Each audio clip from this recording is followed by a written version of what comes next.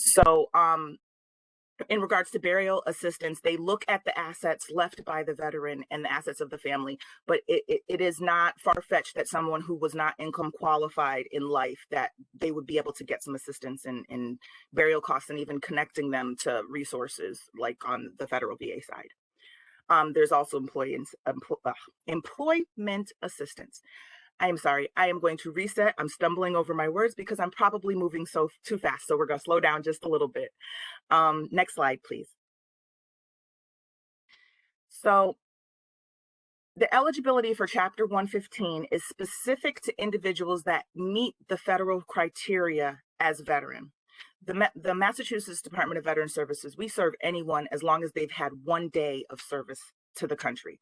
So if they were a National Guard member, if they went to boot camp and could not complete it, we will provide supports. We just can't give them access to certain benefits unless they are eligible under the federal guidelines. And those are that a veteran is an individual who was discharged under honorable conditions and is a resident of Massachusetts who had 90 days of active duty service during wartime or 180 days during peacetime. A dependent includes an unremarried spouse, the parent of a veteran, or the child of a veteran. Next slide, please. These numbers are not correct, so we're going to skip those. But what I do have to say, next slide, what I do have to say is that there is a VSO in every town, city hall across the Commonwealth. The VSOs are our agents who work for the cities and towns, but manage this particular pool of money for the state, and they would be the people who would best be able to determine a person's financial eligibility. They are required to take an application of everybody that walks through the door and asks for the service. So they take the application, they run it through their system, the numbers are crunched somewhere out in virtual land, and then they're able to tell a person whether they qualify or not. So I always skip the slide that says financially what the number is, because that does fluctuate with cost of living in the country. And I don't know the last time that those numbers were updated. So a widow or widower of a veteran is eligible for the exact same benefits as their veteran spouse. So if you have a Korean War vet who has passed on and they have a wife who is remaining alive and living at the home, she is then eligible for every bit of the benefit that their spouse was eligible for, which is unlike most of the federal benefits. But in this one case, they will continue to pay housing, help with heat, gas, electric, medical benefits, as long as the income does not begin to grow after the individual has passed on. Next slide, please.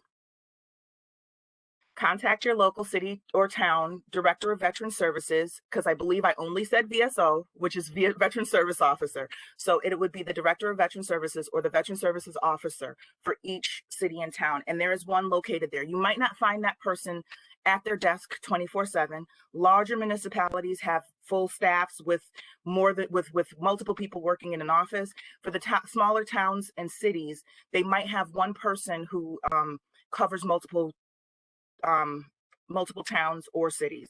Like, for example, Northampton is one that comes to mind that's in a district. So the person that covers Northampton also covers Amherst, also covers Williamstown, also covers, heading all the way up towards the Berkshires, where Berkshire County takes over. Next slide, please. Your local VSO can help with everything shown. And also, some of them can assist with VA applications, and if they can't, they can tell you the person in your area that can. They can assist with discharge paperwork to include upgrades. So sometimes people come out of the military, and for whatever reason, they have a characterization on their discharge paperwork that says that it was a less than honorable discharge, or it was a dishonorable discharge. They can help start the process in getting that upgraded if that person has grounds for upgrade. One example that comes to mind as a grounds for upgrade is during the beginning part of this conflict, this most recent conflict, there were a lot of individuals in the Marine Corps who found themselves prescribed medications to deal with pain or injury, and then became addicted and began to misuse said prescriptions. And these individuals found themselves discharged with discharged swiftly and with a bad conduct discharge. On a case-by-case basis, the federal government has gone through when people have requested to see if it was related to something that was definitely service connected, and given them a little bit grace with a discharge upgrade.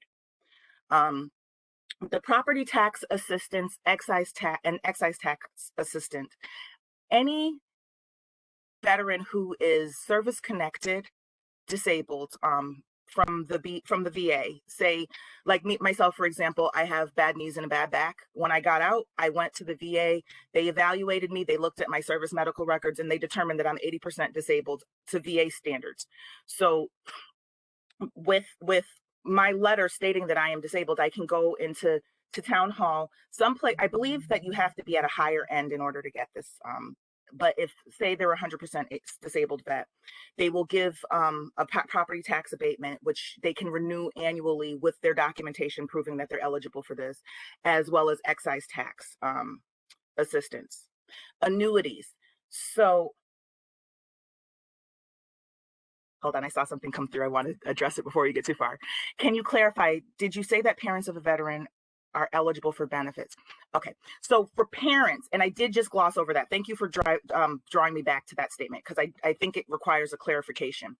For parents, their child would have had to been their caregiver in some capacity. They would either have had to been their caregiver in some capacity, or they would have to be a Gold Star family, meaning that their service member died in service. So if the service member dies in service, the family then becomes, the parents, if there is no wife, then becomes, or spouse, I should say, I'm a female veteran, sometimes it's a husband. The parents then become the beneficiary if there is no spouse of that person's benefits. But it's very nuanced. But if you have a question regarding whether somebody is eligible or not, if it's a parent, you can always reach out directly to SAVE, and we can point you in the right direction. So the annuity applications.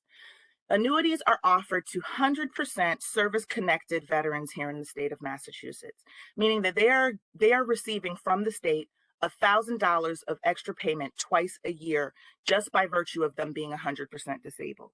And that application is done directly through the Department of Veteran Services, at 600 Washington Street. But the local VSO is someone that would be able to help with the application process and record retention.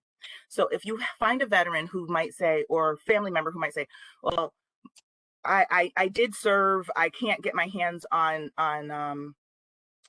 my service records, but maybe if I could find it, I might be eligible for XYZ. I would say that this is the first stop.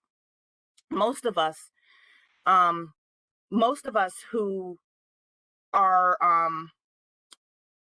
who have served, one of the things that we were instructed at out processing is to go back where you're from, take that DD-214 and hand it over to the veterans office or whoever that is in that town hall, and they will keep that record. And it is saved in a database by the state. So if years later, 50 years later even, if that individual, when they came home, gave it to their town or city to prove their veteran service, it is still there, and we would still be able to access it for them. Now, as far as the 100% disability, it would have to be service connected rated from the VA itself in order to open them up for the annuity. But what I can say is that if a person is receiving VA care, has any other service connection disability, and is not capable of being employed, they can receive 100%, even if it is not directly related to service.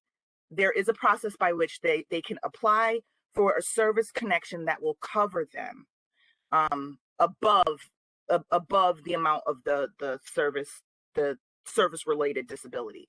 So for example, Joe had a bad knee and got 20% from the VA, and as he got older, he has some other ailments that make it very difficult for him to maneuver and live, he can go then to his VA service provider and they can determine that he is unemployable. So the minute that he becomes unemployable, they will then extend his VA benefits to that 100% so that he is then eligible for the resources that come with that designation. And I'm sorry if I am a little, next slide. I'm sorry if I am a little green. I usually share this with my colleague, but you know, I'm standing in for both of us right now. She's a lot better at certain spots than I am, so just bear with me. VA service, for VA services. So in Massachusetts, we do assist with federal VA claims, the submissions, the appeal processes, and pensions. DVS files claims worth between $28 and $30 million per year for the veterans of Massachusetts. This is support offered kind of as a comma in addition to. So this is an individual that works in the VA regional office, but is an individual who is a state employee, not a federal employee. So they're not invested in the VA system at all in that regard, but they are able to help our vets navigate the process. Both of those offices are accessible through the VSO, and also the VSOs will often refer to organizations like the Disabled Americans Vets, or the DAV, the American Legion, and the other one that is slipping me, the VFW. So there are a lot of resources out there. So if you see someone that you know, and I must say, and I am of the sandwich generation now, where I am dealing with ailing parents. I have kids in college. I also have a toddler. So I'm on all spectrums of of the room when it comes to where you lie in your family. So I do have to say that the baby boomers and the generations that precede them knew very well how to take care of themselves and not ask for help. I think for those of us that are in helping professions that are supporting them, we have to be careful to ask the questions, because they are a humble generation that does not want people making a fuss over them per se. They're not entitled like us, us Gen Xers, who will come in a room and say, "I know this is here. Let me find it." You know, my kids' generation is very similar to that. They are of the mindset that you work hard, you raise your family, and you make do the best way that you can. It is, in some regards, our responsibility to demystify all of this and to put a buffer in there saying that you are not asking for a welfare program. You are walking into what you deserve as a person who was part of the less than 1% that raised their right hand and said, I will serve this country. So from my perspective, sometimes, like with my father, he passed in 2019, but with him, it was, oh no, that's for the other guys. Oh no, I don't need to, I don't need to bother anyone with that. That's not true, Dad. You earned this. Let me help you have a good quality of life. So that was my, 5-minute soapbox. But next slide, please. Skip that one as well. Thank you. The property tax exemptions. So between $400 and total abatement, depending upon disability, or complete abatement for Gold Star spouses. You have to be a legal resident of Massachusetts, occupy the property on July 1st of the tax year, been a resident of Mass 6 months prior to entering the service, or for 5 consecutive years prior to filing for that assistance. Again, this is a lot of information. The best stop when you have any question is either to call us and we'll point you in the right direction, or go straight into the city or town and ask, and they will definitely give you the answer. The VSO does not directly manage this. He takes the information, but the town fiscal manager would be the one who would put this out there. Next slide, please. The welcome home bonus. Veterans who served from September 11th, 2021 to the present are eligible for a one-time payment from the state as a thank you and a welcome home. If you have been in service in the wars in Afghanistan or Iraq, when you come home, when you've been home at any point, even though the war is over, they can apply and receive this money. If that service, if they never went downrange and their service was stateside or in support overseas, they are eligible for $500. If that individual died in active service, that $1,000 would be payable to their next of kin. Next slide, please. And so for each subsequent deployment, because we know with this current war, I keep saying current, it's over. The most recent war, individuals were deployed multiple times. So for each subsequent deployment, there is additional eligibility. Next slide as well. Other bonuses. This is the one I was looking for. So for individuals who served in Vietnam, the Korean War, and World War II, if they're still around, if they have never applied for a welcome home bonus, they can apply through the state treasurer's office. The application is available online at mass.gov/treasury, or you can call the state treasurer's office directly and they could snail mail the documentation to you. Many veterans have no clue this thing existed. I had no clue I was eligible for money until I started this job. And it is not because they're keeping it a tight-fisted secret and keep playing it close to the vest. It's just one of those things that when you, like for example, if you're National Guard and you come home, you have a debriefing. Massachusetts is there to tell you that this benefit is available, but you've also received briefings from everybody that you can think of. And I know when I was out processing, my only thoughts were, please give me my discharge papers. I want to go home now. So that people are not necessarily absorbing all of the information. Next slide, please. There was one question, Nicole. So I'm sorry. If a veteran did serve, say, in Vietnam and now passed away, would their next of kin be able to apply for that? I believe only if they were lost in service, but I will double check and I will email Rachel the answer so she can get it to you all, because that is a good question. And the Persian Gulf bonus, I don't know why it's placed here. I think my slides are out of order. Okay, I'm sorry. The Persian Gulf bonus it follows the same as the others, except the cost is the price is different. What's received is different. The payment is different. Next slide, please. The Massachusetts Veteran License Plates. They have a long list of plates. And you know, we have everything from the Mayflower to animal and child protection. We also have the veteran designation that comes on the license plate. The only ones that are free of charge are the Bronze Star and the Purple Heart. Gold Star parents, I believe, are free as well. But many of us who have these, it's not just a cool thing so that people know that we're a veteran. It also supports our two soldiers' homes, where many of our veterans who have served go to retire when they come to the end of their life. So it is unique in that it's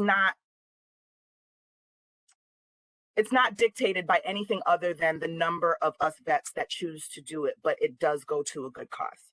Next slide, please. Do you know a woman veteran? There are approximately 2,300 women veterans inside of who reside in the state of Massachusetts.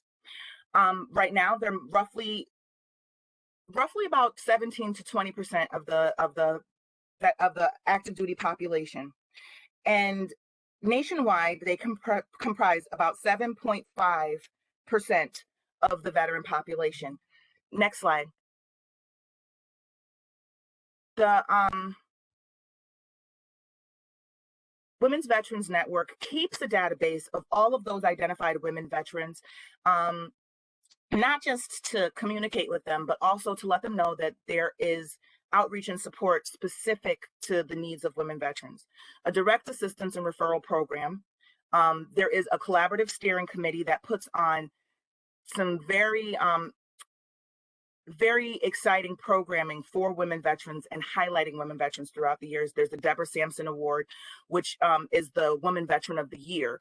And currently this year it is Roe, who is the VSO of the town of Winthrop, who is a dynamic woman veteran who continues to serve other veterans throughout not just her area, but throughout the state. And she's also a steering committee member on this committee. There's a women's veterans speaker bureau, and the annual Women's Veterans Conference, which is free and open to the public. I did not update that, but we will be actually doing it virtually this year. And it is happening this week. So it's a little short order to get the information to you. They just did a kickoff event for the Women's Veterans Conference. And we went out to Gardner and we hiked and we did a day of self-care and fellowship with women veterans. So it really is a pretty good program to get involved in for those who require connection. Next slide, please. And there was one more thing I was going to say about the Women's Veterans Network. The Women's Veteran Network is also connected with all of the veteran services organizations throughout the state, as well as the VA. Our director of Women's Veteran Services is Susan McDonough, and she takes her job very seriously. She advocates on the part of women veterans, and she has tough conversations sometimes. I want to say that as a person who was identified in the veteran system during the birth of my last two children, 13 and 4, I can see the growth in the services that are provided by the VA from the time that I had my first two. My husband and I had our first two while we were active duty, but then I immediately became a woman vet utilizing them services. They provide now a lactation pod in the VA. I was so excited when I saw that, because you're a woman who is receiving services there, but not a single private place to nurse your child. They are providing specific supports for women who are victims of military sexual trauma. So there is an array of supports that are out there. So if you run into a woman veteran, let her know that it exists. And if we can be of any support in the SAVE team, we're there for it. Are there any special benefits for women veterans? I'm aware of a female veteran with breast cancer, wondering if there are any available benefits. I am certain that they are. I will get that together. Let me get my pen and write it down and email back today what I find, because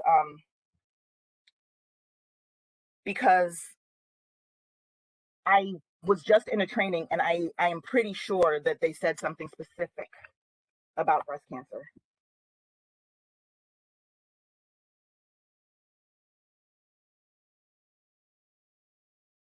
I just wanted to make sure I remember to email. So there are only 2 veterans homes in the state. There is one in Chelsea where the SAVE team works for our Eastern Mass team, and there's one in Holyoke where us and the Western Mass team work. But there are also VA contracted nursing home beds and state supported beds throughout the state. There are money for home modifications, and that would be done through the prosthetics department at the VA. As a matter of fact, I'm going to plop my email address in here. And the questions about modification, if you could shoot me an email, that one and the breast cancer. And if you don't, I'm still going to look it up and send it forward. Yeah, I'm tracking all the questions, so I'll you'll send it to me? you. Yeah, yep. Okay, so you can also share my email address as well. But the Soldiers Home reopening admissions, they were rounding the corner to getting ready to do that. And with the current uptick in the area, they've slowed down a bit, but that is in the short-term plan. The other part of reopening admissions is that they are in campaign right now they received the bond bill and they are expanding their physical spaces. So I think that they are waiting a little bit with certain admissions until the construction happens. But yes, that should be coming soon. So the SAVE team, which is who I am, the fundamental principle of the SAVE program is to advocate for veterans who are unable to obtain their deserved benefits because of either institutional deficiencies or personal barriers. Next slide, please. So the program's primary mission is the prevention of suicide while simultaneously identifying issues our veterans are facing and as they return. Our veterans are facing as they return home from service, with a focus on community advocacy, mental health awareness, suicide prevention and referrals, trial court advocates, and jail diversion program. One thing about the SAVE team is our directive is to make sure that the system meets the needs of the veteran and that veterans are not being asked to meet the needs of the system. Next slide, please. We're not going to watch the video. Outreach coordinators are in every municipality. We meet veterans where they are. We are under some COVID restrictions now, but we do go out into the community and speak directly with veterans. We are very hands-on, making sure that individuals receive everything that they need. Next slide. The Valor Act. You can skip the slide because we're not going to read any of that. The Valor Act / Brave Act, skip that one too, is a diversionary program. It was written into legislation. It also has components where we support professional licensures to waive fees of qualified veterans who are going into professional services in the state, small business supports, all kinds of stuff. But the piece that we at the SAVE team are most focused on are the individuals who have challenges with the jail system. Sometimes we have untreated needs with mental health issues after coming out of service. And this ensures that if a person has broken the law and finds themselves in trouble, that under certain circumstances, we are able to keep them out of jail and change their trajectory. This is not a get out of jail free card. If a person chooses to go to the vet court, that's an admission of guilt. If they choose to go through the process in the regular district courts, there are some crimes that you can't get Valor acted out of. Assault on a family member is one that comes to mind. This is for first offenses. Individuals who find themselves court involved that are VA eligible will get supports by the VA's Veterans Justice Officer, and those that are not VA eligible, those that don't meet that federal criteria of being a veteran, receive services through the SAVE team. And we provide weekly check-ins, making sure that individuals are going through their programs, because it's a treatment component, not much different than drug court or mental health court. There's a treatment component, and we have to make sure that they are processing through it. So we become their best friends during the course of their case, and work hand in hand with them, the probation department and their attorneys.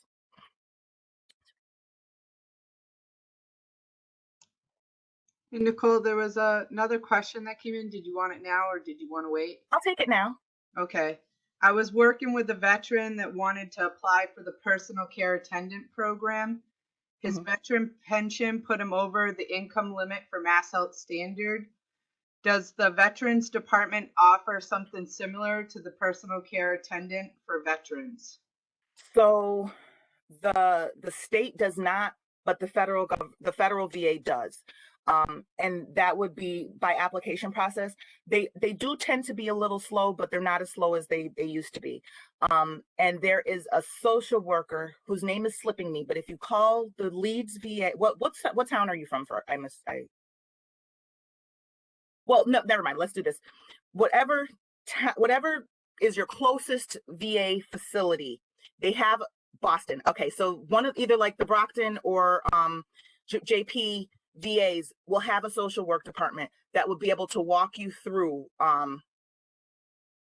the process of applying for that benefit, and they will pay a family member or somebody else for aid and attendance. That's the name of the program, aid and attendance.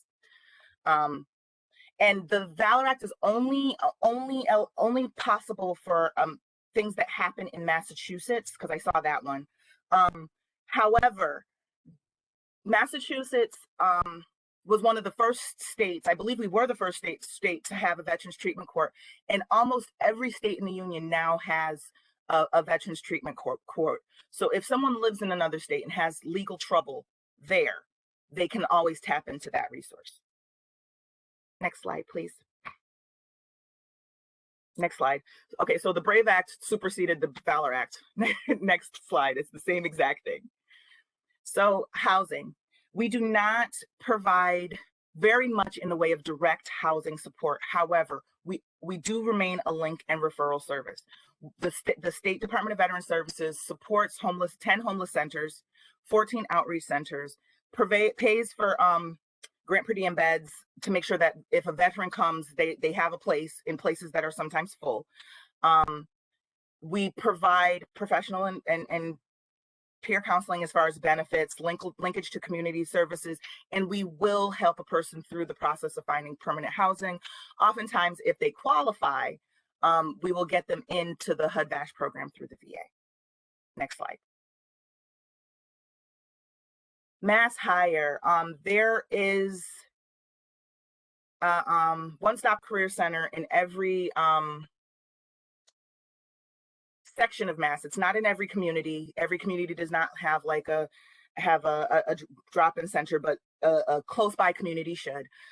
They will help veterans who are looking for work organize their job search. They will help them transition their skills into a resume. There is a veteran representative, a veteran specialist at each one of these places. So if a person goes in looking for support and identifies themselves as a veteran, they would be able to assist and get some one-on-one, whereas most of the services offered there are in the class format. The veteran specialist can help with a one-on-one approach. We do help individuals who are interested in assisted living in finding those programs and finding a fit. We will work with them and any of their service providers in doing so. Next slide, please. Next slide, please. The Disabled Veterans Outreach Program develops special supports and opportunities for veterans with service-connected disabilities.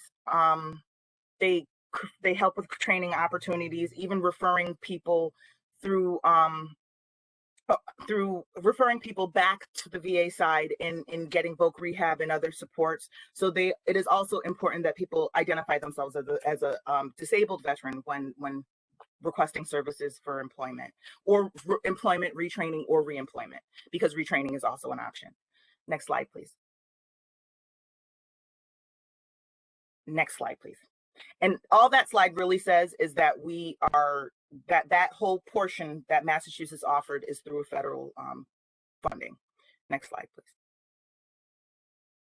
And so this here is the districting of the career centers. And you can see out in Western Mass, it's a little bit more spread out, whereas in the more urban communities in the city, that you'll find more than just one center and a little bit more easy access. Next slide, please. Additional resources. Our Mass Vets Advisor portal is being serviced right now, so you might not be able to locate many resources there, but if you go to mass.gov under the Veterans tab, you will find links to many of the resources that are available, and if not, it can point you in the direction of another website that would allow you that. Next slide, please. Contact information, which I don't know why it's so small. It's the smallest slide on the slide deck. You can find our website at mass.gov/veterans. You can reach the SAVE program using this 800 number, and if the 800 number does not work, the phone number down the bottom does work. And what happens is we have a live administrative specialist who answers. It's never that you're going to get a call center or an automated thing for prompt for too long. It is a real live person named Ron Saucier who takes whatever he's given as far as a referral and kicks it out to the peers that are in the community to make sure that help is given within 24 to 48 hours of a referral. Next slide, please. Oh, that's the end of the slideshow. If anybody has any additional questions, I'm here. Thank you guys for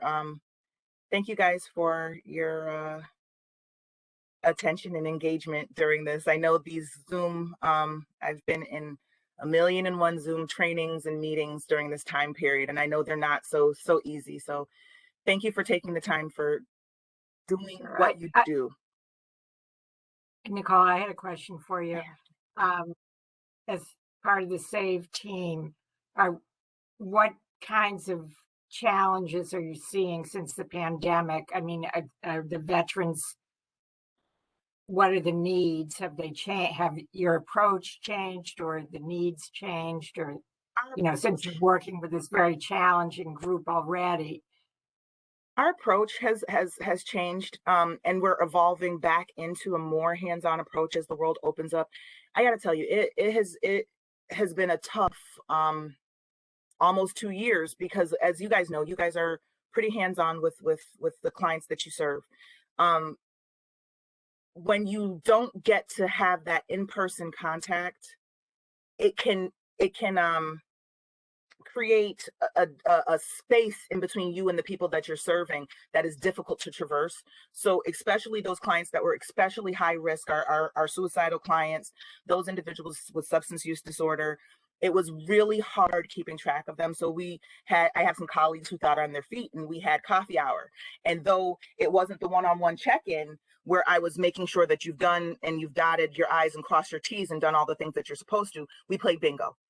We had a veterans movie night at one of the drive-ins out in Leicester. We had,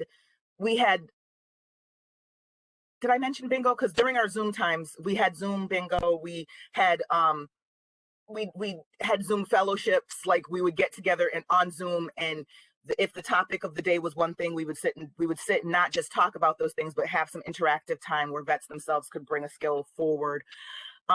I, for the very first time in my almost 10 years of employment with the department, utilized the FaceTime option on my phone. Not a fan, but it meant the world to be able to, especially some of my elder vets were given by their families or by different departments iPhones to use. And they were the most isolated because of their compromised health. It was a joy to see some of their faces when they figured out how to call and see a person face to face, because they're also not the population that was going to shoot me a text. So we've learned to bend a little bit. My colleague Carolyn has championed the veterans treatment courts and jail diversionary program. Like, these are people that were used to looking back and seeing her in the court when they were doing things. Well, court was happening via Zoom, or when it was happening, only the judge, the attorneys, and the clients were allowed in. So she leaned in a little bit more. I think that though there were difficulties, it taught us how to move into the future. Like, it moved us out of thinking that there was only one way to do the work. And I think it also made us a little bit closer to our colleagues in other departments and other programs and other businesses. It helped us to lean in a little closer, because the veterans community kind of joined ranks, close shoulders and joined ranks to make sure that needs were met, regardless of whether it was my job or their job. Thanks. And Rachel, I'm going to announce the first participation code. Oh, yeah. So it's going to be the letter V for veteran. It's going to be the letter V for veteran. That's the first letter for the participation code for today. And again, those are going to go to Kate Smith. Kate Smith at mass.gov. I will put her email address again in the chat for everyone. Again, it's the letter V for veteran. Thank you, Rachel. Sure. Thank you guys so much. And thank you for your comments in the chat. I see them all. You guys enjoy the rest of your training. Have a wonderful, wonderful day. Thanks. Thanks so much, Nicole. Alrighty. Bye-bye now.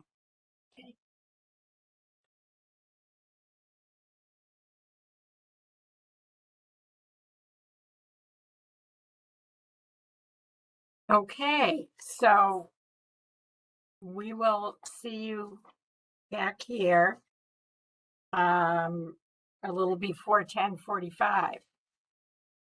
Oh, are there more questions? Okay, it's Nicole's. Okay, I think Nicole left. Did she leave?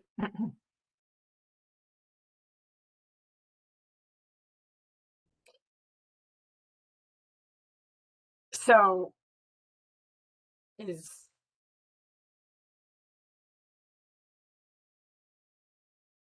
Can I give some feedback? She was a Oh. delightful lady, but man, she kind of assumed we knew a lot of acronyms and talked very fast.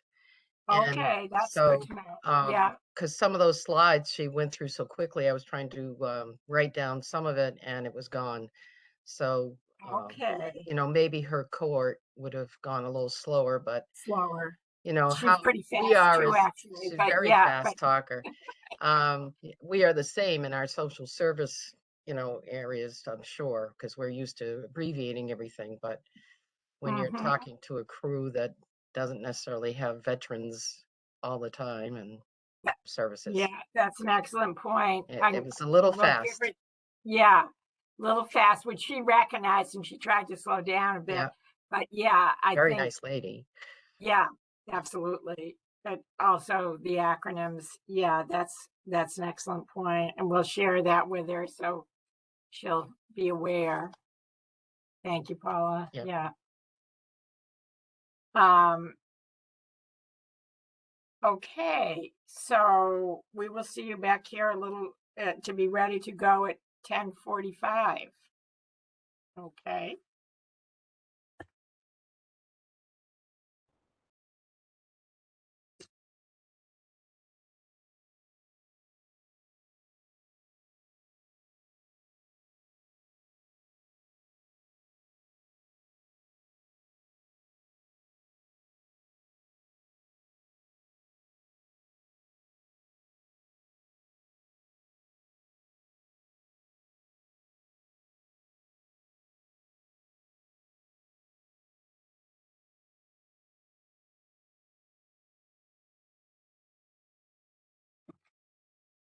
Welcome back, everybody, from the break.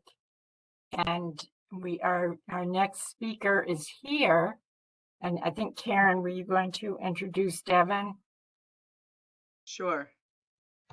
I just wanted to give a reminder to everybody too that with the PowerPoints, Rachel's going to distribute them. Some of them she already has. So when you are watching the PowerPoints, just remember that you can just pay attention to them. You don't have to jot notes, that they will be shared with you.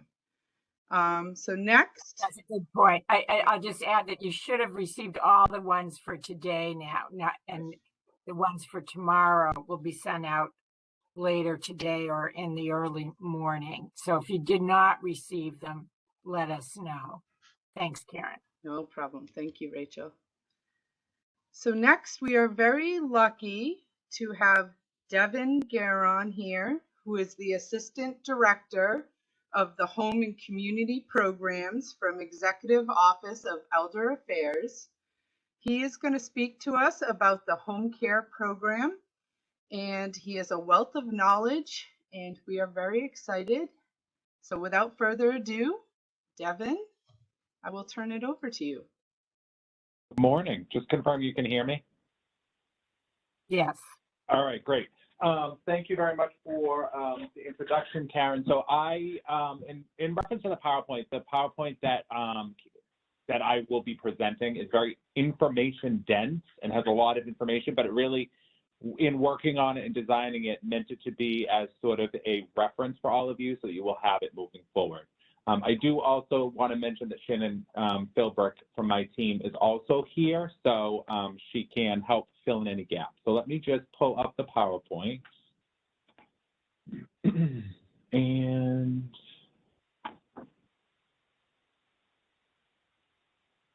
all right. So first, I'm going to start with a little bit of an overview of the Executive Office of Elder Affairs and sort of how we relate with the ASAP network and how that trickles down to the state home care program. So the Executive Office of Elder Affairs mission is to promote the independence, empowerment, and well-being of older adults, individuals with disabilities, and their caregivers. And you will see on the next slide that we kind of, we have a whole bunch of different programs aimed at supporting the population sort of outlined within our mission.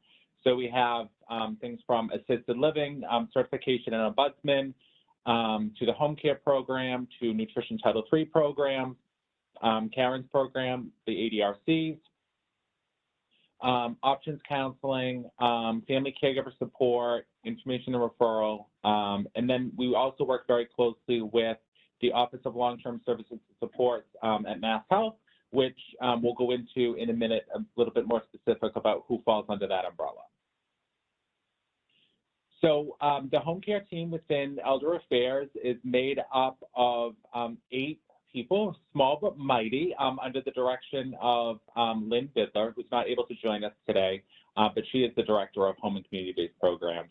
And you'll also see on the slide that we have Desiree Kelly, our Clinical Nurse Manager, and Shannon Philbrick, who I mentioned earlier, is with us, and she is our Home Care Program Coordinator.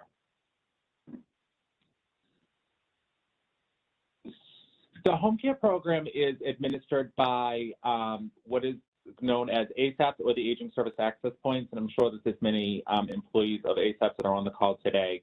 But just to kind of give you a little bit of history about the ASAP network within the Commonwealth, the ASAP network started as 27 home care corporations that were established in the mid-1970s. Each one of the 27 different agencies or home care corporations served a unique geographic area within the Commonwealth. The next couple of bullet points are actually requirements on when the home care corporation was established, and they sort of carry through to today. So they must be community-based nonprofits. 51% of their board members must be age 60 plus.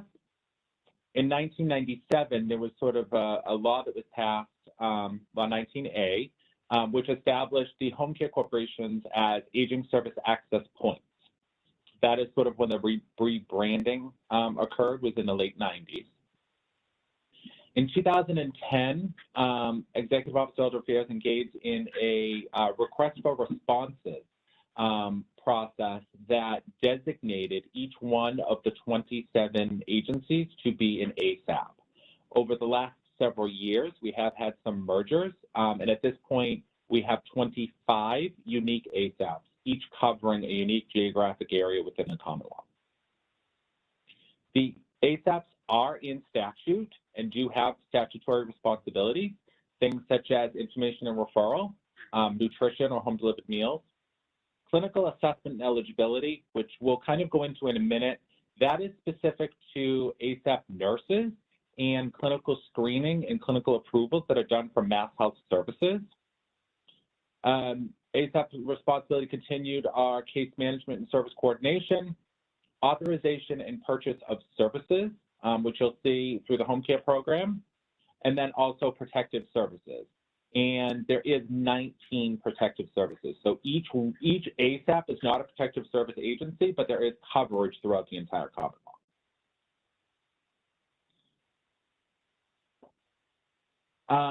So the ASAPs perform many functions. It starts with information and referral, and going into home care program eligibility determination.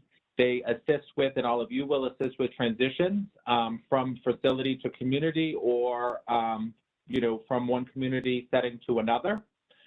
Interdisciplinary case management is really sort of fundamental of their business, and always includes supporting in-home support, advocacy, resource assistance for anybody that resides within their area, as well as monitoring of service delivery for anybody enrolled in the home care program.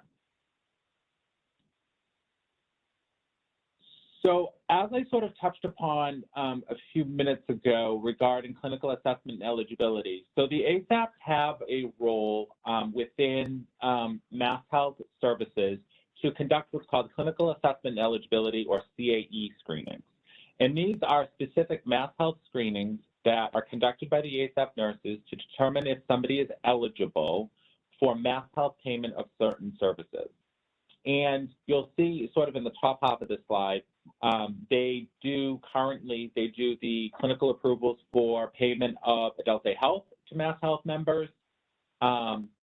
Group adult foster care is another screening that they'll do, or looking at if a consumer meets clinical eligibility for group adult foster care. This is currently done for anybody within the state by Coastline Elder Services. That is one of the 25 ASAPs. They actually do the group adult foster care screenings for every group adult foster care applicant throughout the Commonwealth. The ASAP nurses also do frail elder waiver clinical eligibility. We will define what the frail elder waiver is coming up in this presentation. And then they also do clinical approvals for nursing facility eligibility. So pre-admission screenings to a nursing facility. So a consumer who maybe is in the community and is in need of nursing facility care, they can do a pre-admission screening prior to the consumer going to the facility, as well as post-admission screenings. Consumer has been in a facility for a certain number of days, maybe under their Medicare benefit, and now they need additional rehab.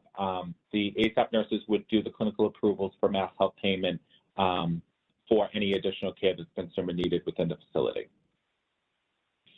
Also, the same population of nurses is doing clinical eligibility screenings for the state home care program, which includes ECOP clinical eligibility. ECOP is one of our 6 home care programs. We will define that later on in this presentation. And they also do personal care determinations.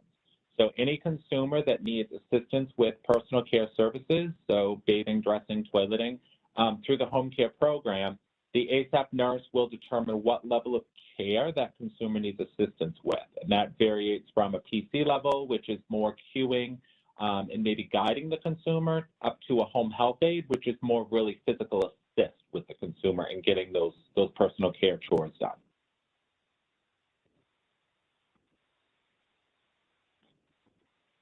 One of the other programs that kind of go hand in hand with the CAE nurses or the ASAP nurses that are already in the nursing facilities is Comprehensive Service and Screening Model, or CSSM.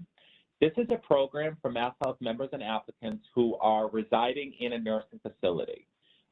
The nurse who is from the ASAP is aware of who this consumer is from being in the facility, and will help work with the consumer's family, or any representative that they elect, as well as the nursing facility, to overcome any barriers and assist with discharge planning to transition that consumer back to the community and set them up for success in the community.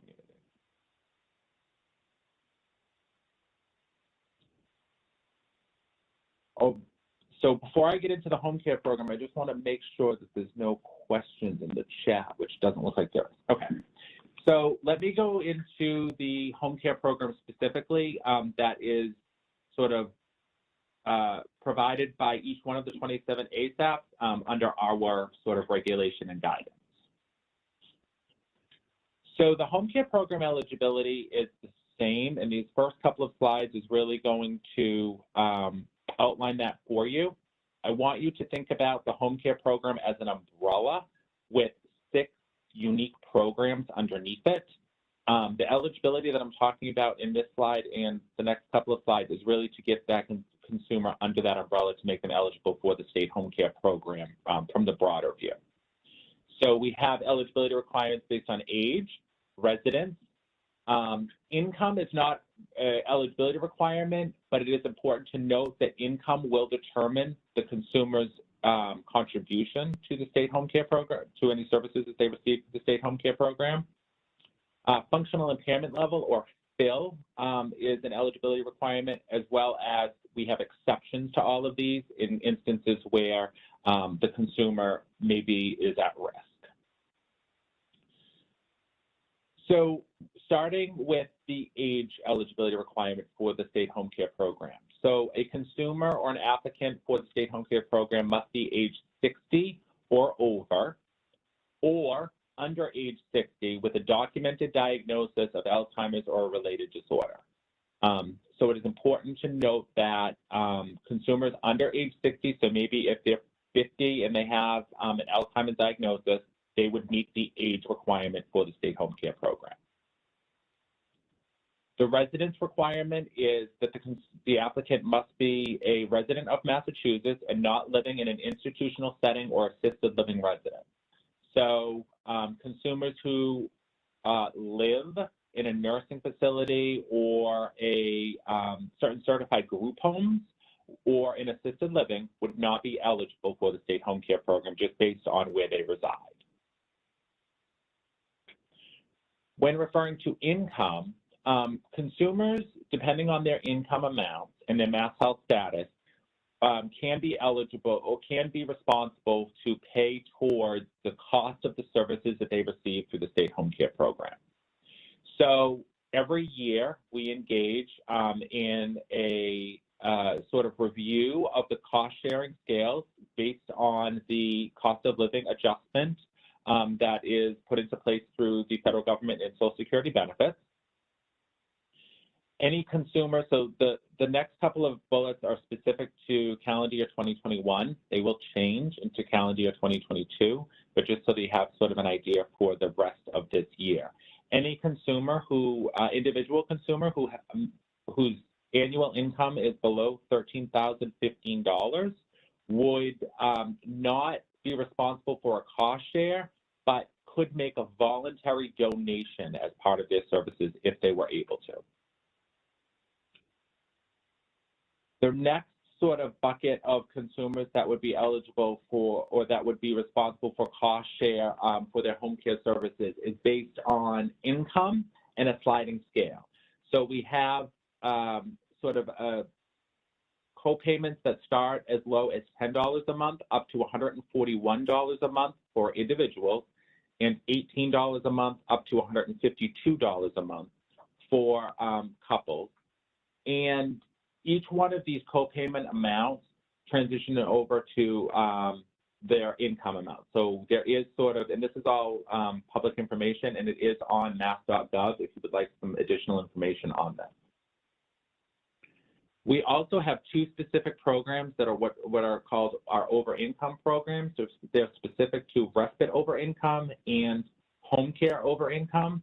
These are for consumers that whose annual income is on the higher side, and those consumers would be responsible for anywhere between 50% to 100% of the service plan cost for that month. So depending on what their income amount is, if their income is on the higher side, it would transition over to a percentage, and maybe they are going to be paying 60% of the services they receive in that month. Any consumer or applicant that is a MassHealth member of any MassHealth coverage type whose income is at or below 300% of the Social Security federal benefit rate, which is $2,382 in 2021, will not have a co-payment for home care services. So regardless of their income amount, if they're MassHealth members, they would not, and their income is below this $2,382, they would not have a co-payment for home care services.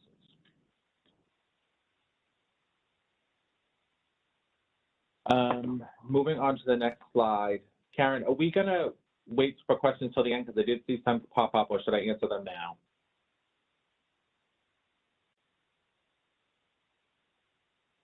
Kevin, I think however you want to do it is fine. Okay. All right. What do you Yes. kind of answered that one, I think. Yeah, the last one. So if consumer has Mass Health Common Health, will they have a co-payment or is it waived? So if a consumer has Mass Health Common Health coverage and their income is below $23.82, then they would not have a co-payment for services. Of course, Common Health does have some consumers who are under that served under that coverage type that do have income on the higher side that would be higher than that. So those consumers would have a co-payment for services. And Cynthia's asking, I think she's going back to the age requirement. Does brain disorder qualify if a consumer who has a malformation and is age 50? So Cynthia, our regulations are really specific to Alzheimer's or related disorder for the group that is under age 60. All right. Is Mass Health buy-in benefit considered Mass Health to waive the co-payment? Yes. So if a consumer has Mass Health buy-in or premium assistance, which is where Mass Health provides for their Medicare Part B premium, and their income is below the 300% of the federal benefit rate, they would not have a co-payment for the state home care program. So continuing on with eligibility for state home care, and the next sort of requirement is functional impairment level or FIL. So in order for a consumer to be found eligible, assuming that they meet the age and the residence requirement for the home care program, they sort of will be assessed looking at their functional impairment levels. Minimum eligibility for the home care program is that the applicant must require assistance with at least one activity of daily living or self-care type task, or 6 or more IADL impairments. In addition to either that one ADL impairment or 6 or more IADL impairments, that applicant must also have a critical unmet need. And as you will see in the parentheses here, what is defined as a critical unmet need is included here. So that would be any ADL, that would be meal preparation, food shopping, home health services, medication management, respite. They have a caregiver that would require respite to remain involved, and then transportation for medical treatment. Earlier, I alluded to we do have exceptions to home care eligibility, and the 4 exceptions are listed on the bottom half of the slide. So this would be when a consumer might not meet the functional impairment requirements that I just outlined, but they are sort of age and residence eligible, but maybe they're at risk because of a variety of factors, including but not limited to substance abuse, mental health problems, or cultural linguistic barriers. Or maybe they are a consumer that is receiving or eligible to receive protective services through the Protective Services Program. Or they are a consumer who resides in a congregate housing setting. Or a consumer who would be eligible for the home and community-based waiver. They would be eligible for the state home care program. So this exception right here on the bottom half of the slide is really for those consumers who maybe fall into one of these 4 categories, would be age and residence eligible, but maybe not meet the functional impairment level.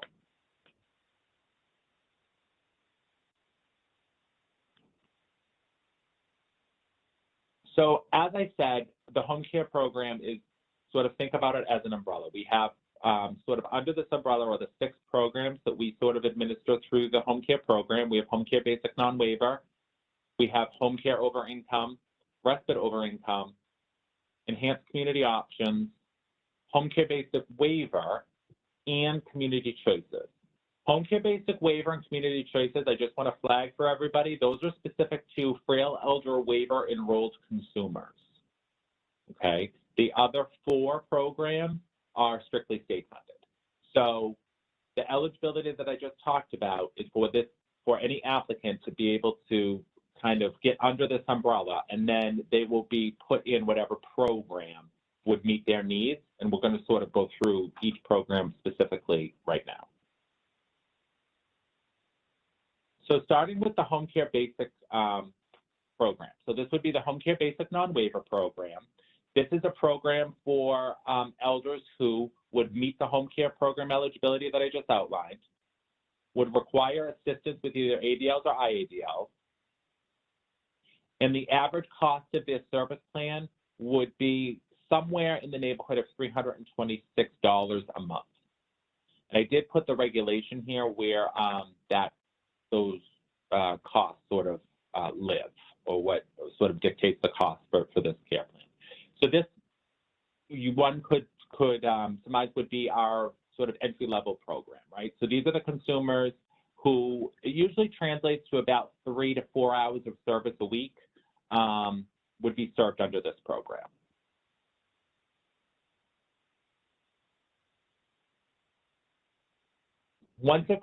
Moving on to the other program would be Enhanced Community Options Program, or ECOP, which this is a subset of consumers who meet home care program eligibility, right? They're age eligible, they're residence eligible.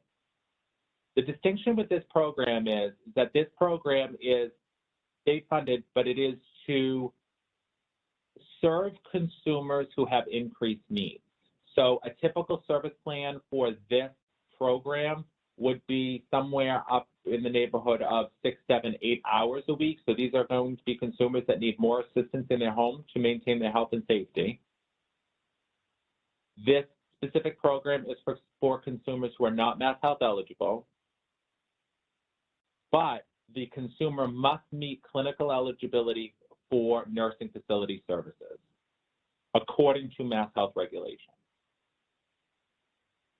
So the ASAP nurse, as I outlined earlier, does clinical screenings for nursing facility services. They also do clinical screenings for the ECOP program.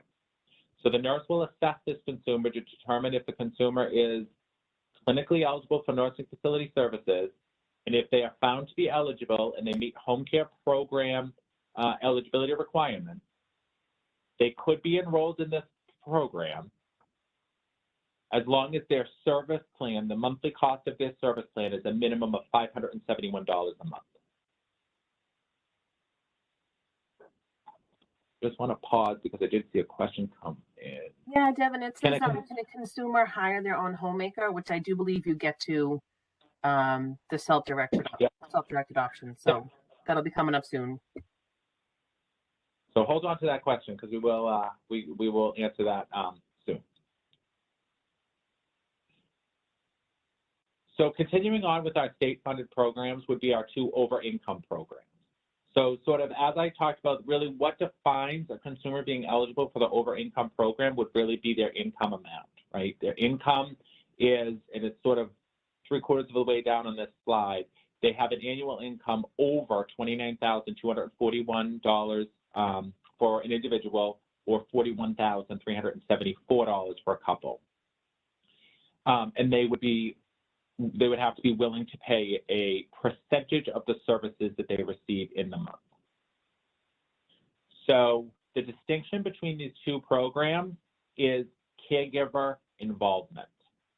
A consumer who is to be enrolled in respite over income would be someone who meets home care program eligibility, has a daily caregiver involved that would require respite to remain involved. A consumer who would be enrolled in home care over income would be a consumer who meets home care program eligibility, their income is on the higher side, but they do not have a caregiver involved.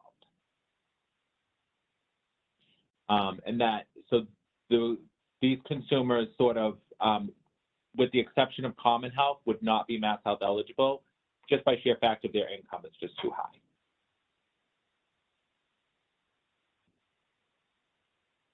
I do want to pause before we move on to the waiver programs, just to ensure that everybody there's no questions related to the non-waiver programs. Okay. I don't see any in the chat, but I will take this opportunity, if you don't mind, Devin, to give the Sure. second participation code of the day. Sure. So that is going to be the letter E, as in everyone. E as in everyone. So the second participation code for the day is the letter E, And again, those will be sent to Kate Smith at the end of the day. And again, I'll put her email address in the chat again for everyone. Thank you, Devin. Go ahead. No problem. Thank you. That sounds fun. I'm happy to stop for that. All right. So moving on to our waiver programs.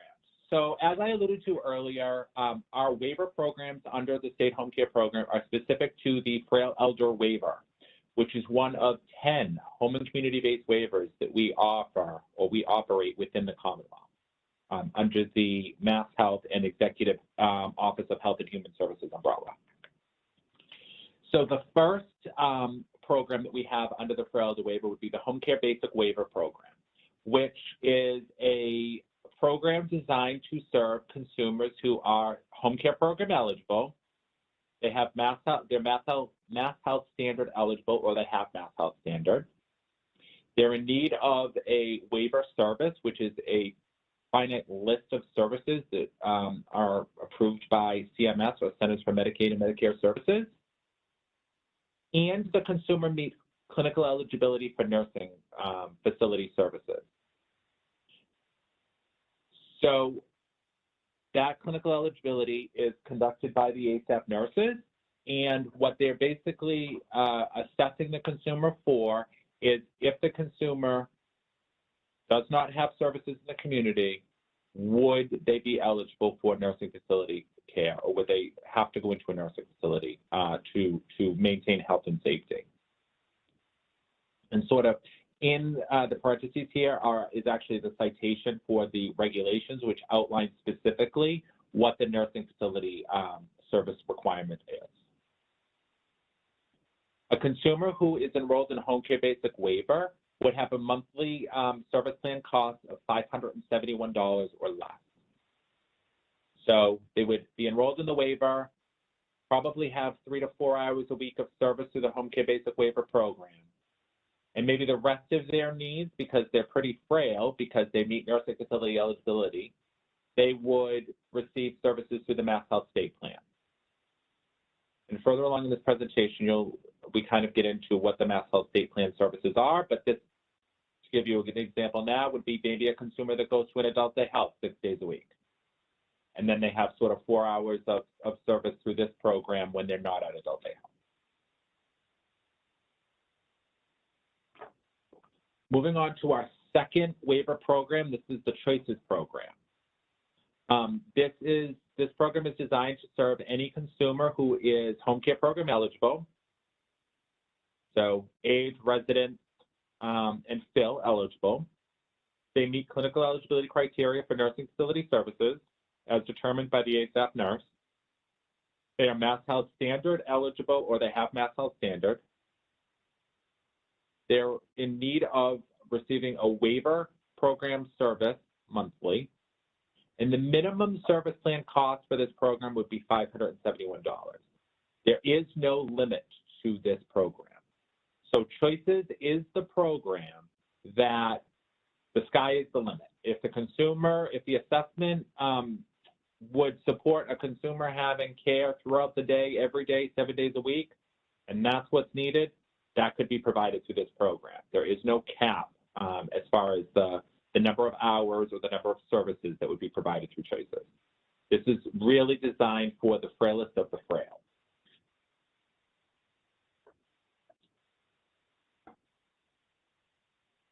Let me just pause to see if there's any questions in the chat. So Yeah, there is a question, Devin. Do you want to read it, or do you want to read it? Go ahead, Shannon.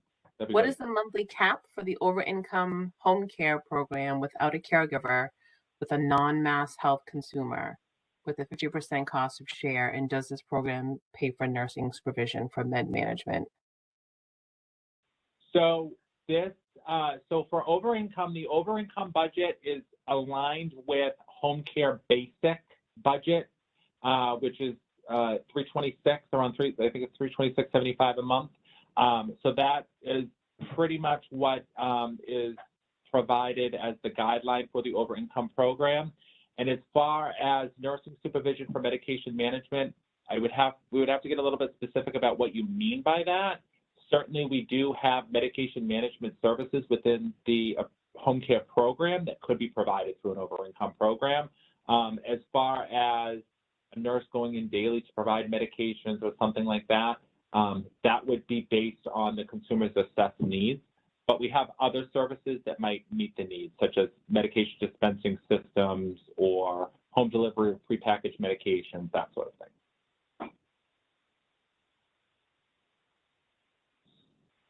Monthly, I just saw it pop up. What did it say?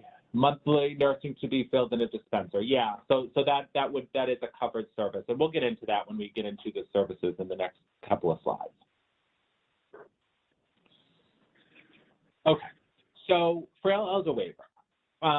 So in order to make someone eligible for the frail elder waiver, or frail elder waiver eligibility is based off of the consumer's ability to become, or if they aren't already, Mass Health Standard eligible. So the frail elder waiver allows for flexibility to expand the income eligibility for consumers if they are determined to be clinically eligible for the waiver.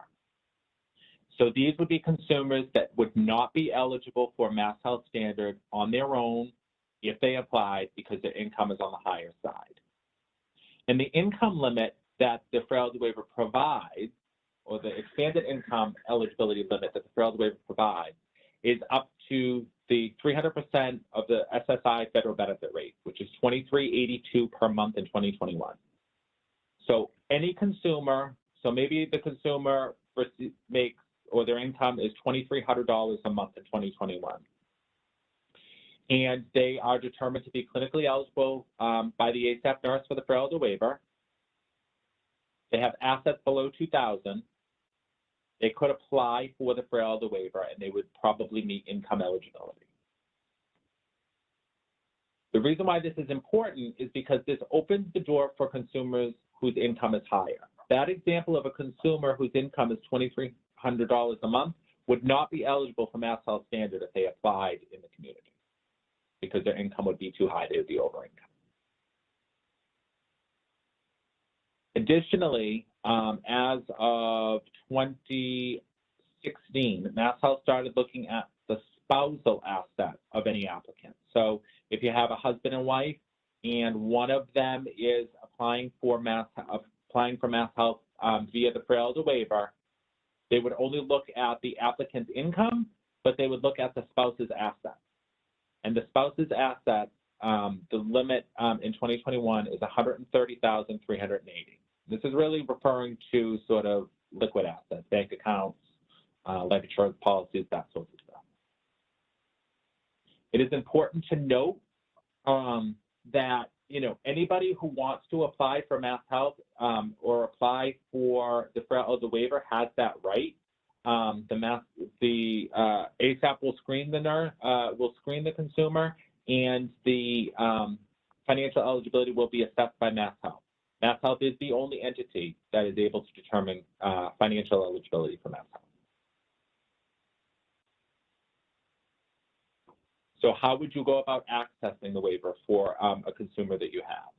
So you would reach out to the Information and Referral Department. The consumer must be willing to have a Mass Health application completed, which would include disclosing income and financial records as well as proof. So it's not just disclosing how much they have in a bank account, but also providing proof of a bank statement from that bank account to show the balance. They must be willing to have an in-home assessment. That in-home assessment is conducted by the ASAP, where the ASAP nurse will determine the consumer's clinical eligibility. And the consumer must also be willing to have to accept a waiver service at least once a month to maintain eligibility. That is one of the requirements of the frail elder waiver, is that the consumer has to receive one of the waiver services at least monthly. Once determined eligible for the home care program, the waiver program may be identified to meet the consumer's needs. So maybe you're working with a consumer that's already enrolled in the home care program. They've sort of declined a bit. They're becoming more frail. You have the option of the frailty waiver as also another means to meet their needs. So you could, that could be another way that a consumer would be identified. And sort of just bullet 4 here is just flagging again that the ASAP nurse is the only one that is able to conduct the clinical assessment for clinical eligibility based on the Mass Health regulation. And I saw a question come in. It's a comment about the med dispenser. Okay, Says that great. looks like Nozomi also does med management for people with mental health issues and med management needs, and they do daily visits. All right, thanks, Shannon. Okay, so as I said earlier, Mass Health is the only entity that is able to oversee the eligibility, the financial or income eligibility for Mass Health. The clinical eligibility for the frailty waiver is completed by the ASAP nurse, and then it's submitted to Mass Health. So in instances where a consumer already has Mass Health standard, that clinical eligibility is shared with Mass Health, and then the consumer is enrolled in the waiver and can be enrolled in a waiver program without access to waiver services. In instances where the consumer needs to access the expanded income eligibility afforded by the waiver, the elder would need to have a Mass Health application completed, which is the SACA 2 is used for waivers because it includes the asset test, as well as the clinical eligibility that's completed by the ASAP nurse would need to be submitted to Mass Health to determine eligibility. And part of the eligibility determination that Mass Health does is looking at any income and asset verification, looking at the proofs that are submitted with the application. And then if the consumer is under age 65, Mass Health must verify disability status. So frailty waiver is for any consumer who is age 60 plus. So if the consumer is between the ages of 60 to 64, they must be disabled in order to be eligible for the frailty waiver. And Mass Health will verify that.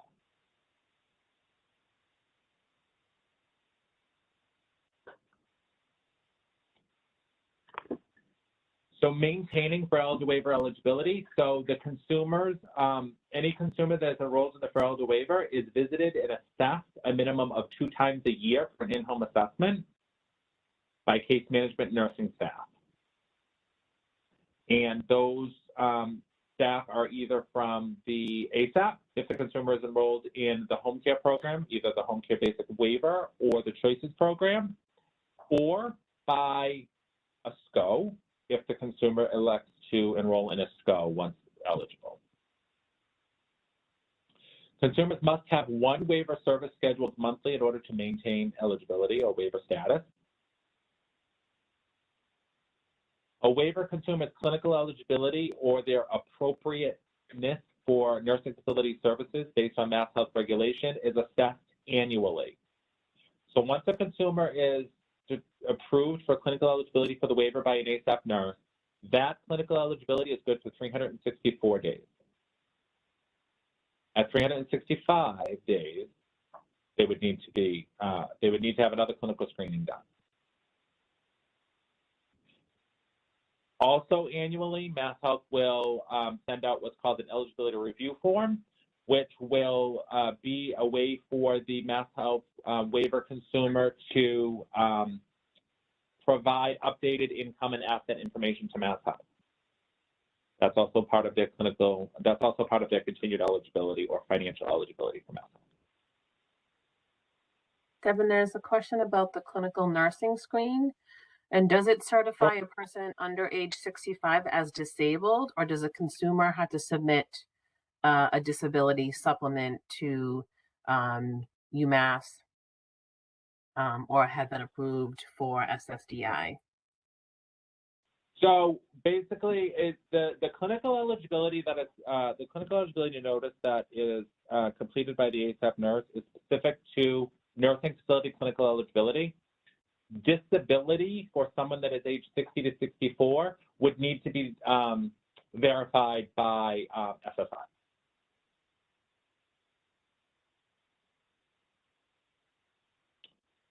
So this chart is just showing you sort of the breakdown of our enrollment in each of the 6 home care programs for the month of September of 2021. Annually, the home care program serves about 66,000 consumers. And that is, all consumers that might even be enrolled in a home care program for one day. But this kind of shows you a snapshot in time of total enrollments in September. You can see sort of that the home care basic non-waiver, or that sort of entry-level program, is the largest, followed by our ECOP program. And then all the way on the right-hand side, you'll see our Choices program. So the last two, this home care basic waiver and Choices, those are the 2 waiver programs.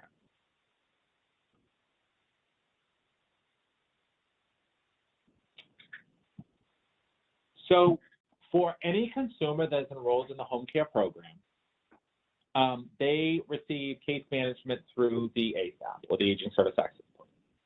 And the next couple of slides will walk you through sort of what that case management and care planning process looks like for each home care consumer, regardless of what program they're in. Okay, these are sort of the minimal expectations that the consumer should have, or that you should have if you are making a referral to the home care program.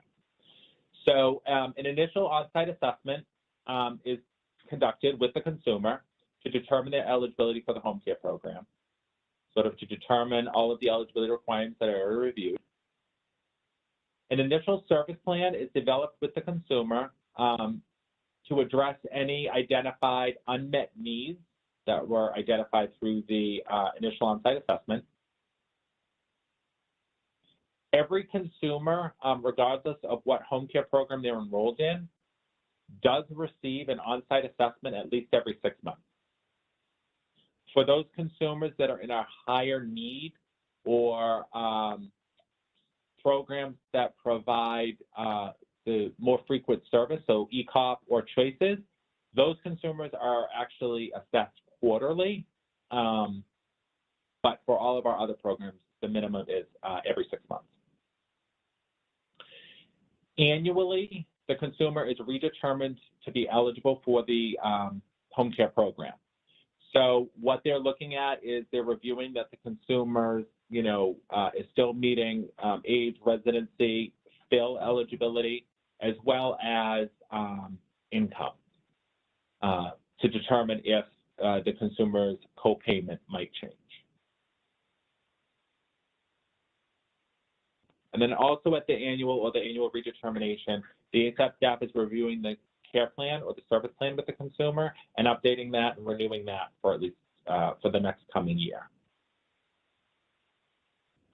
For consumers who receive assistance with personal care through the home care program, the ASAP nurse is assessing those consumers to ensure that their personal care level of care, whether it be a PC worker, a supportive home care aide, or a home health aide, is still meeting those needs, and that is done annually.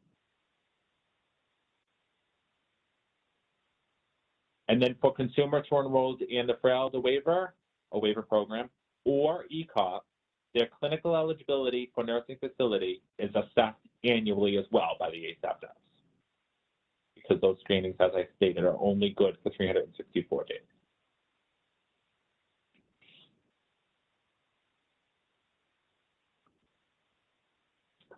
All right, so the next 3 slides are our comprehensive list of home care services that we provide through the home care program. And so these services are available to be provided to consumers enrolled in any of the programs. There is one exception. Any service that's highlighted in sort of this light blue font, Adult Day Health being the first one, would not be eligible to be provided through the Frailty Waiver program, because those consumers are eligible and are covered by Mass Health Standard, and they would have access to those services through the Mass Health State Plan. So if it was provided through the home care program, it would be considered duplicative. So everybody has access to the same subset of services that I'm going to go through, but it just depends on if it's through the home care program or if it's through the Mass Health State Plan for Mass Health waiver consumers. So our home care program services include Adult Day Health, which I'm assuming everybody knows, sort of a structured day program on site for consumers where they provide supervision and med management. Alzheimer's dementia coaching, which is a specific service meant to assess the environment of a consumer that might have Alzheimer's or dementia and make suggestions to help set it up for their best functioning in that environment as well as safety. Behavioral health services, which includes therapy, individual or group therapy, as well as diagnostic services. Shore services, which is basically cleaning, but heavy cleaning. So, washing walls, moving furniture to wash floors, that sort of thing. Companion service, which is really a friendly visitor to the consumer. They're not able to provide any hands-on care, but they are able to provide socialization time to a consumer. Complex care training and oversight, which is a skilled nursing service. So back to the question earlier about a nurse that was to fill a pillbox for a consumer, this would be the service that would provide that. We have consumer-directed care, which we will go into further down the line in this presentation as to what that is, but that is where the consumer is the employer of their worker. They hire, fire, and train their own workers. Devin, I just want to give you a little time check, just that you have a bit less than 15 minutes. All right, great, thank you. Okay. All right, electronic comfort pad, which is actually a comfort pad that is electronic. It does provide sort of comfort to a consumer. Accessibility and adaptations, which is a home modification service. Evidence-based education programs, which is Stanford model or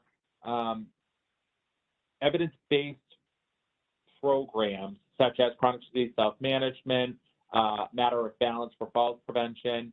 The Healthy Living Center of Excellence out of Elder Services Merrimack Valley is sort of the manager of all of these programs. The Goal Engagement Program, which is a brand new program to the Commonwealth in 2019. It is a 3-service bundle of nursing, occupational therapy, and handy person services. Grocery shopping and delivery, which I think is pretty self-explanatory. It's actually the procuring groceries for a consumer and delivering them to their home. Home-based monitoring response system is similar to a PERS service, but it is a device that the consumer is outfitted with to assist with locating the consumer in the event of wandering. Home delivered meals, hot lunch delivered to a consumer every day, or frozen meals. Home delivery of prepackaged medications. So this sort of gets at the medication management question earlier, which is the delivery of sort of a already full pillbox to the consumer. Homemaking services, which is assistance with maintenance of the home, cleaning, laundry. Home health aid services. Home independence, home safety and independence evaluations, which is an occupational therapy service. Laundry services. Medication dispensing, which is a device that is actually pre-filled and then will alert and remind the consumer to take their medications, and then will actually spit out what they should be taking when. Nutrition assessment and counseling. Orientation and mobility, which is specific to consumers with low vision, and orienting them and helping to increase their mobility within their environment. Peer support, which is a supportive service to consumers by someone who has lived experience of the same condition. Personal care assistance, PERS, so lifeline services. Respite services, providing respite to a caregiver. Supportive day program services, which are a day program services for that's a non-medical model, such as Adult Day Health. It's more of a socialization model. Supportive home care aid, which is an aid that is in the home providing assistance to the consumer who has additional training in either behavioral health or Alzheimer's and dementia. So it not only helps with their approach of the consumer, but also their self-care. Transitional assistance, transportation, non-medical transportation is included. Transitional assistance, which is providing, helping to set up a home for a consumer as they transition from a nursing facility or an inpatient setting. And then vision rehabilitation, which is a service meant to help adapt a consumer's environment to somebody with low vision to the Mass Commission for the Blind. And Devin, there is a question in there. It says for the care with deep cleaning for a consumer, do they need to meet the eligibility requirement of Alzheimer's as well? So the Alzheimer's requirement is for any applicant to the home care program that is under age 60. So in order for a consumer to receive any of the services that I just outlined, they would need to, and they're under age 60, they would need to have an Alzheimer's or related dementia diagnosis in order to be eligible for the home care program to receive that service. Okay, thank you. And there's one more. With the few individual, few meaning failed or waiver individual, can they still qualify if they can't get services for months due to a wait list? Yeah, they could. So right now we do know of a workforce shortage across the Commonwealth. We do know that there are sort of wait lists for services. The requirement is that the failure waiver or the waiver service be scheduled at least monthly. And honestly, for those consumers, they might not, what we're seeing now is consumers might not have their entire care plan filled, but they are receiving some part of their care plan. So that would count. The next two slides, I'm not going to go into just due to time, but these are services that we added to the home care program specific to the COVID public health emergency. So for the last 20 months, we added these services and we've been providing them in response to the public health emergency, as well as specific services for COVID positive consumers. So any of the services listed on this page, if they need to be provided to someone that has tested positive for COVID, this is the specific service that would be used, and this allows for a higher reimbursement rate for training on infection control, as well as use of PPE and best practices to serve a COVID positive consumer. So one of the service delivery options that we have within the non-waiver programs is what's called consumer-directed care.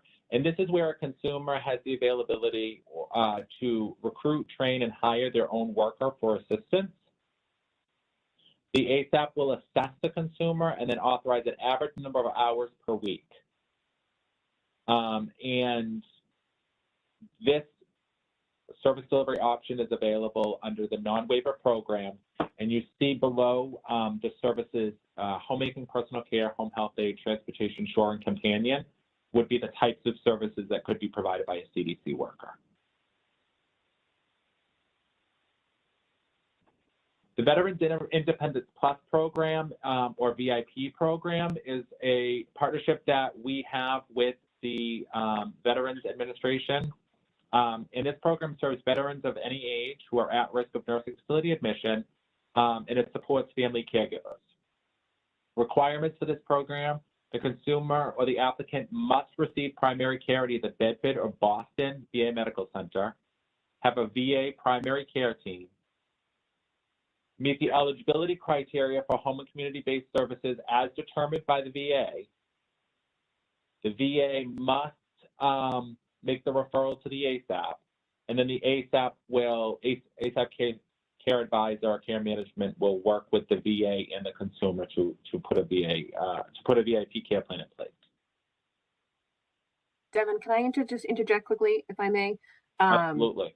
So the Department of Veteran Services spoke earlier, and somebody had a question about paying a family member for a veteran specifically. So This program, the VIP, the Veterans Independence Plus program, sometimes also known as the Veteran Directed Program because it's self-directed, is also available for individuals who are eligible based on this eligibility criteria and who have an individual in mind that they want to pay to be their caregiver. So this is another option as well.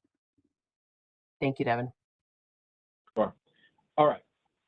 Next sort of service delivery option that we have outlined here in the next few are really programs that are administered outside of the home care program, but often interact with the home care program, such as the personal care assistance or the PCA program that is through Mass Health and only available to Mass Health members. The reason why this is important is because the consumer that has services through the PCA program cannot have duplicative services through the home care program. So there really is a lot of coordination that needs to happen for consumers who may not have all of their needs met through the PCA program. I'm going to skip over the case example just in essence of time. And looking at the time, I have 3 minutes. Okay. Title III Meals is senior nutrition program is federally funded and provides meals to the consumer, meal delivery to the consumer. There is no income eligibility requirement for this, and the applicant must be 60 years of age or older to receive these services and homebound and at nutritional risk. The Family Caregiver Support Program is another program that the ASAP offer, and that is really provided through federal Title III funds and is really aimed at supporting caregivers as they care for their loved ones. The caregiver specialist is the staff person who works within that program and assists the caregiver with action planning, securing respite services, or any supplemental services, as well as support groups, that sort of thing. And also the Mass Health OLTSS program, so you heard me talk about earlier that we work a lot with them at the state level and also at the ASAP level. And so these are sort of the Mass Health Office of Long-Term Services and Support. These are the programs that fall under that umbrella.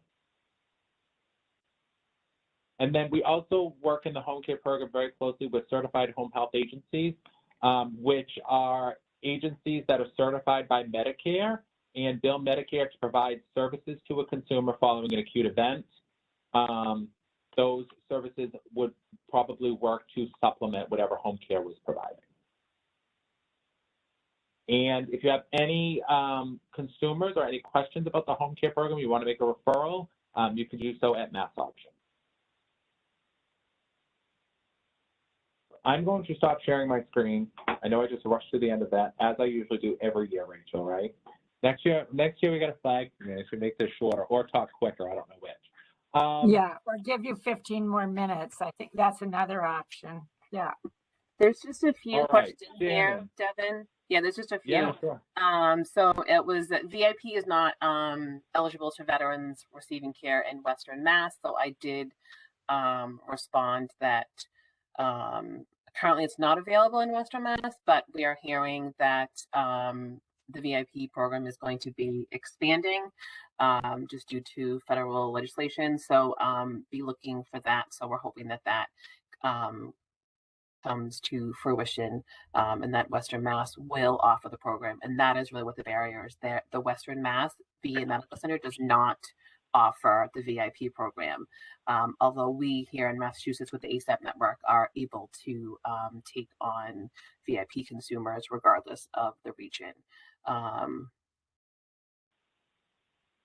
And then there was, is EOEA able to do anything to assist with getting aides back to work? We have a huge wait list of consumers waiting to start services. And so that's the last question. Sure. So hold on, Shannon. Can you repeat the question?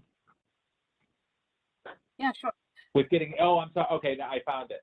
For getting aides back to work. So one of the things that Elder Affairs, and this is separate, the Executive Office of Elder Affairs is under the direction of Secretary Elizabeth Chen, and that is actually one of her priorities is the workforce. And we have been putting a lot of strategic thinking, planning, and work into with our, with our workforce as well as other state agencies' workforce to help address this. This is also subject of legislation as well. There is certain things that are being passed, such as enough pay to stay, which is for FY22, and is actually a rate add-on to be able to provide sort of an enhanced rate to the workforce at this point. So no magic wand for that, but it is something that we are all working on. And I'm a minute over. And I that's it. apologize. Thank All you. right. Thank you. Thanks, Devin.